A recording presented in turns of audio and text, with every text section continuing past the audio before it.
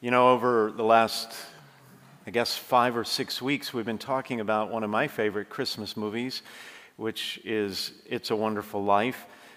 I got in a little trouble with someone because I accidentally referred to it as my favorite Christmas movie ever. But actually, my favorite Christmas movie ever, just for the record, is Elf. Best movie ever, okay? Yeah, all right, I hear some applause. But tonight I want to start out by talking with you a little bit about another Christmas movie that I love very much. It's called The Polar Express. You've probably seen it or heard of it, or maybe you read the book. The movie came out in 2004. It was an instant hit, but it was based on a book that was written by a man named Chris Van Allsburg in 1985. And it's about a 10-year-old boy whose friends, I know this is crazy, right? I mean, it's absolutely crazy. I can't believe it myself. But his friends had stopped believing in Santa. They just stopped believing in Santa, which is insane. So anyway, one Christmas Eve, in the middle of the night, the boy hears a freight train pull up alongside his house. And the conductor invites him on board. And so the boy gets on the train in his pajamas and his bathrobe, and with other boys and girls is transported by the train to the North Pole, where he eventually meets Santa Claus. Now, by sheer luck, perhaps luck, the boy is chosen to receive the first gift of Christmas. Apparently, there's some tradition in the North Pole that someone gets the first gift of Christmas, and it was this boy. And he could ask for anything he wanted. And what he asked for was a sleigh bell, a bell from Santa's sleigh, which Santa gives to him, and he puts it in the pocket of his robe, which he did not realize had a hole in it, and he promptly lost the bell.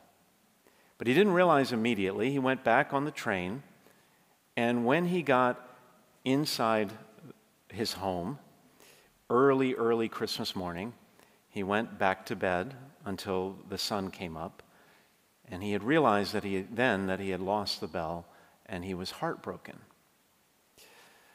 So he gets up the next morning on Christmas morning, and he comes downstairs, and he opens the presents with his family, and then there's one last gift there, way in the back underneath the tree. It was addressed from Santa. And the boy opened the box, and inside was the bell. He rings the bell, and he listens to its beautiful sound. But his parents can't hear it. They think the bell is broken. They can't hear it because they had stopped believing a long time ago. And on the last page of the book, the author writes this. He says, "At one time, most of my friends could hear the bell. But as the years passed, it fell silent for all of them. Though I've grown old, the bell still rings for me, as it does for all who truly believe." I want to tell you about my first day at seminary. It was almost 10 years ago, actually 15 years ago now. And I still remember it like it was yesterday. I came over a weekend, it was a holiday weekend, and everybody was gone. And so the academic dean, one of the faculty members, greeted me at the door. He was the only person there, and he walked me to my new room, and we walked right by a brand new modern elevator. We walked by the stairs to a tiny box-like elevator that was barely enough for 2 people. Now, something you need to know about me is that I kind of have a fear of elevators. I've kind of gotten over it, but I think it goes back to when I was 4 years old. I was in an elevator with my Swedish grandmother. We were in Stockholm at her apartment building, and it was one of these tiny, tiny little elevators, you know, and just barely enough room for like 2 or 3 people, and it got stuck in between floors. I was 4 years old, and I was deathly afraid. And so that stuck with me, ever since, and we were in this elevator, me and the academic dean, on my first day at seminary, and it was a tiny little thing. It was an ancient elevator. Well, he pushes the button, and the elevator jolts to a start. And then he looks over at me with a smirk, and he says, "You know, this elevator breaks down all the time." And he said, "By the way, we're the only ones here today, so if we get stuck, it could take hours, even days, to be rescued." You can imagine the blood draining from my face. God has a sense of humor. Well, I looked at the dean and I said, "Dean, why, respectfully, we walked by a brand new modern elevator and stairs, which I would have been more than willing to take. Why did we take this rickety old elevator if it could break down?" And he says, "Oh, well, I believe in doing something dangerous at least once a day. It makes me feel alive. It reminds me that I'm alive." That's just great, I thought to myself. Did he have to do it with me in the elevator? He said it was a way of recapturing a sense of wonder and awe in the world. Like if he did something dangerous, he would sort of wake up from the routine and be able to really embrace life the way it should be embraced. And I think this is why you and I, most of us, love Christmas time. It's a chance once a year where we're able to briefly recapture the wonder and amazement that we once had but have lost over the years. That sense of wonder and awe in God, in the world around us, in the spirit of Christmas. If you're like me, your life maybe has become a little bit routine, filled with distractions of all kinds, maybe even completely predictable. The same thing day after day. Today is the same as yesterday, is the same as the day before. It can kind of feel like a little bit of being on a treadmill, a little bit monotonous. Work, school, study, family obligations, whatever. It begins to take its toll over time, and that can wear away at our sense of enchantment and our delight with the world, with the wonder of it all. Our faith is a precious gift, but life has a way of eroding that faith by chipping away at it little by little over time. We often lose our childlike wonder about God and His mysterious plan for the world. And that's what I love about the wise men. That's what I love about the Epiphanies. Because when you think about what those wise men went through, it was a lot. They came from far-off lands. Far-off lands. It was a long and arduous journey. And back then, travel was dangerous.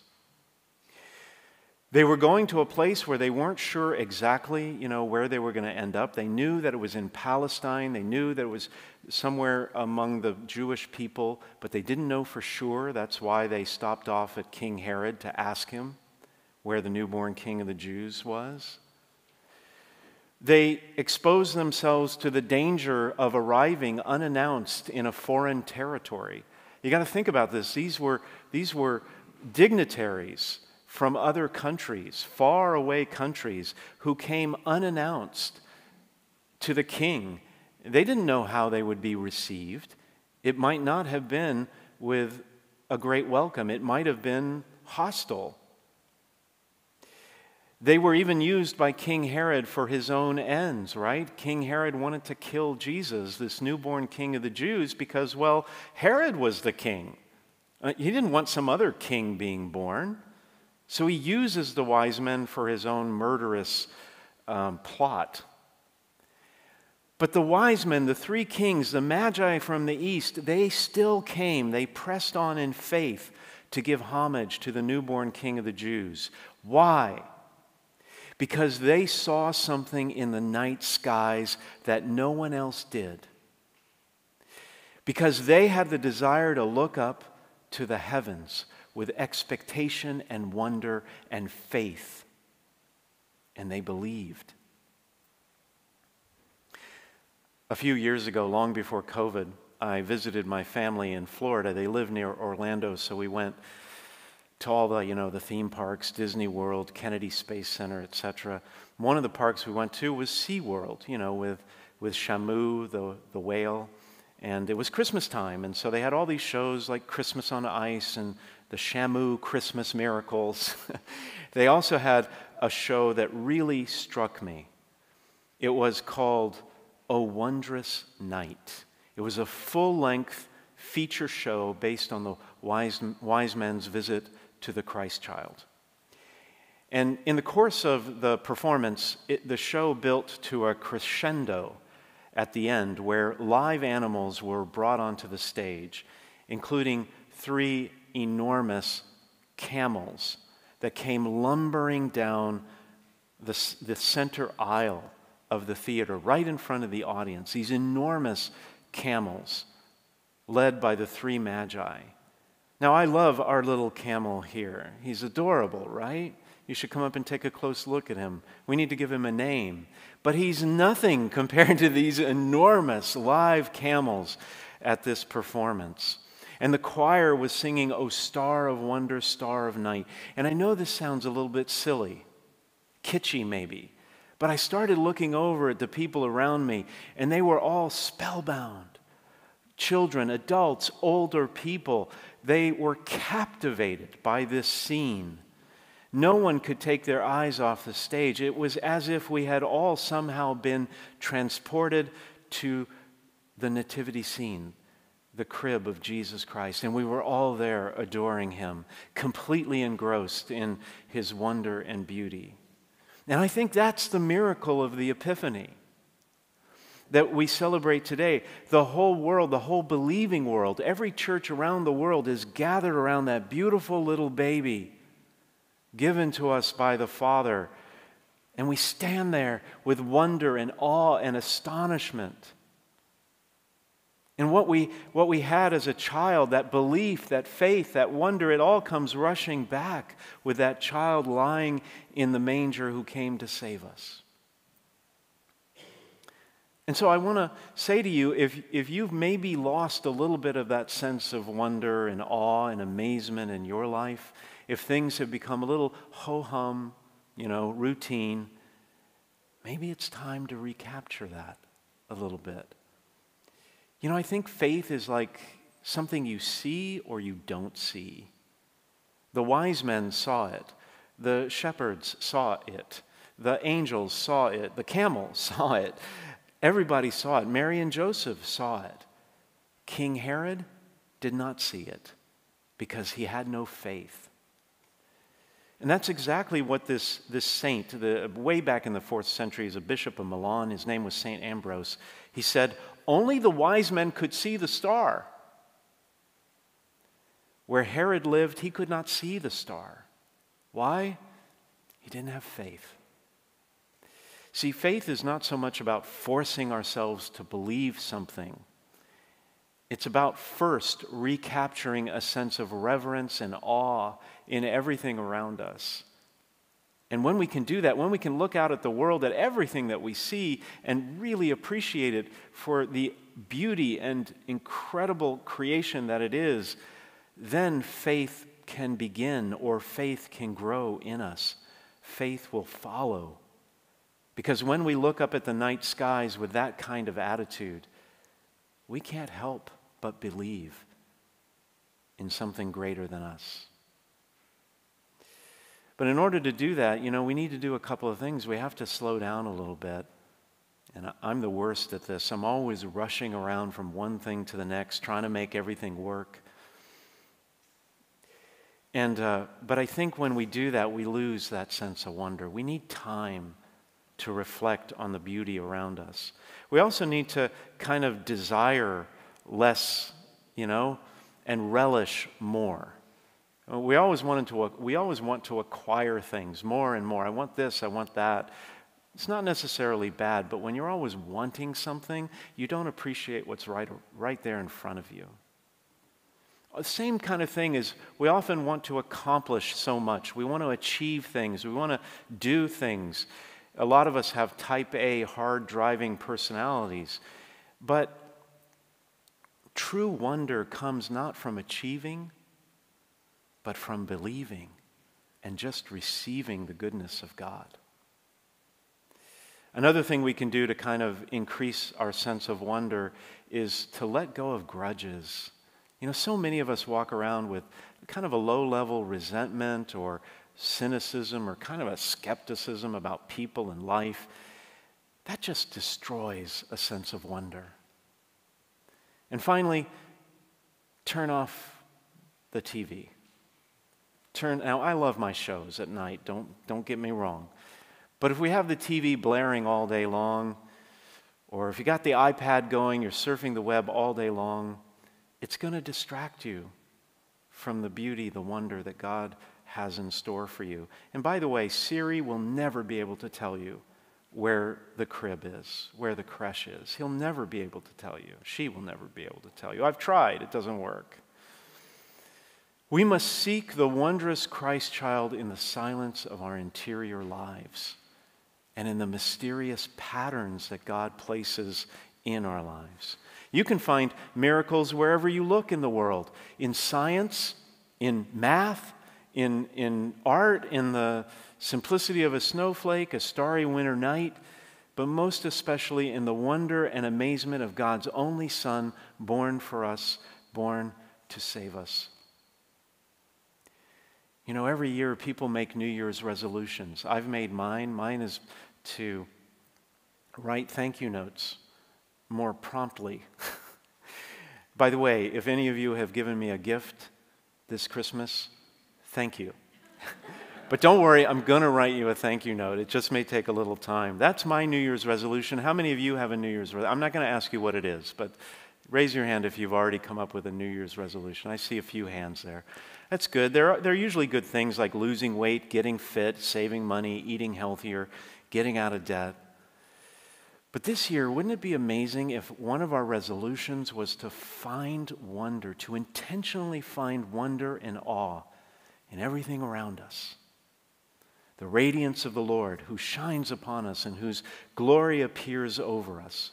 Wouldn't that be amazing? There's this cardinal, his name is Christoph Schönborn. He's German.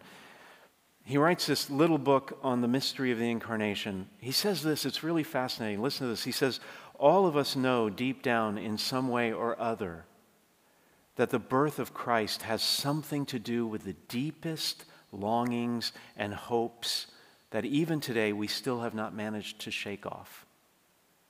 And to all the critics and the naysayers and the cynics and the skeptics, the cardinal says, hey, what if it is true? We are summoned to give up our self-centered brooding and let ourselves be drawn into the mystery that is beyond our comprehension, that God has become one of us. All we have to do, as the prophet Isaiah said in the first reading, is just raise our eyes and look around, and then we'll be radiant at what we see, and our hearts will throb and overflow. Wouldn't that be a great Christmas miracle? If we could start to hear that bell ringing again, that bell which has grown silent maybe for many of us over the years. What if we could finally hear it ringing again with full force? That would be a miracle. I wish you a happy and healthy and miraculous new year filled with wonder and awe.